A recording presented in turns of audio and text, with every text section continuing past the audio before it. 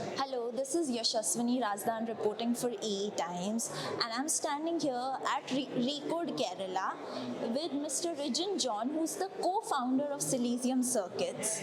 And Silizium Circuits today at Recode Kerala unveiled the chip in front of Mr. Pinarayi Vijayan, who is the Chief Minister of Kerala.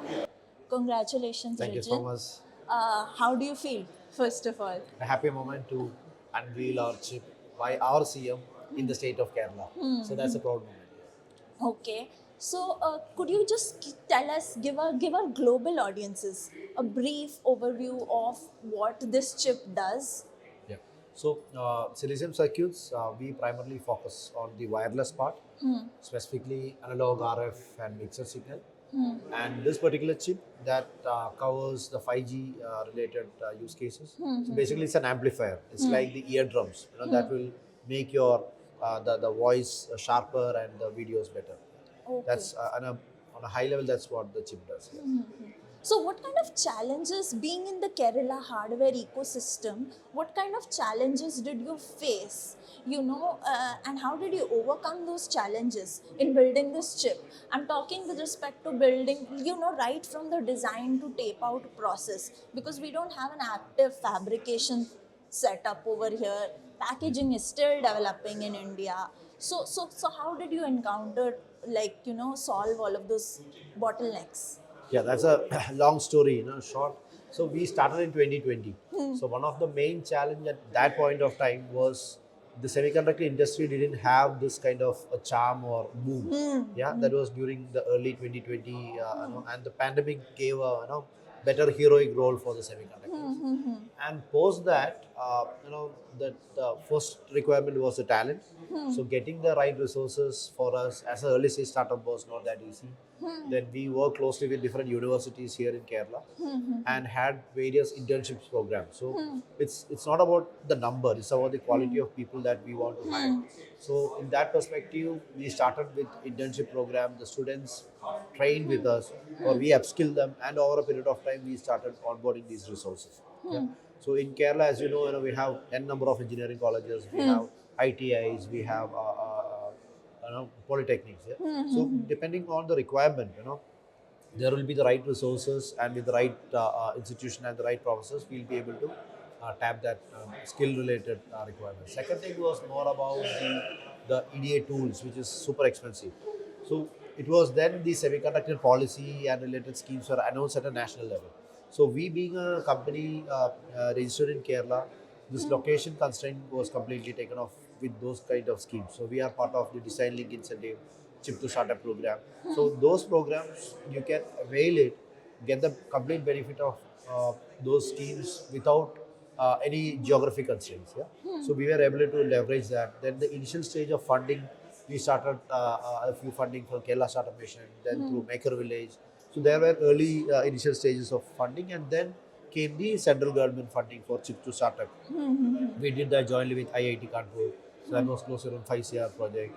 Then it is the Telecom Technology Development Fund, which is close to around 7.5 CR. So funding was a challenge, but with the support of the existing schemes in the country, we were able to leverage that.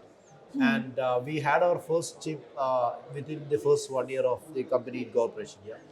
With that, we were able to build a kind of confidence among the various government agencies that chip can be developed with a small team, and those chips with second iteration we are in par with a lot of global international standard chips. So in that way we are both proud, at the same time we were able to build that kind of a confidence among the members in the ecosystem.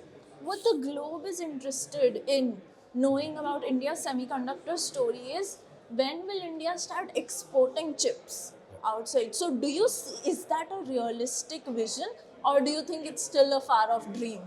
I don't think that's a far off dream, as we speak. Yeah, for example, we have a customer requirement for close to around 1 million chip requirement in the next quarter, in 2026. So, as compared to 2020 or 2021, 22, now as we speak, majority of the startups, Fabless startups, have some working chip with them. And the customers are also aligned based on those particular requirements, and the startups have develop the second and third version based on the specific customer requirement. So I would say we are very close to see this high volume, ticket size of orders, yeah, from customers both in India as well as from a global perspective. Yeah. Do you think there should be some, we were today we are talking about 2031 vision for Kerala. So what kind of policy upgrades or changes do you want, or you wish or desire that should happen in Kerala's semiconductor policy, design, electronics design policy? Yeah, one key aspect would be more focus on the microelectronics related aspects, which will cater to the requirements or needs of the semiconductor industry. Yeah, but at the same time, as we saw today, there are different screens that is required by different engineering departments for different semiconductor space. Specifically on the fabless part, we focus more on the electronics related aspects, and more focused microelectronics courses will help to give a better overview for the students from the early stages.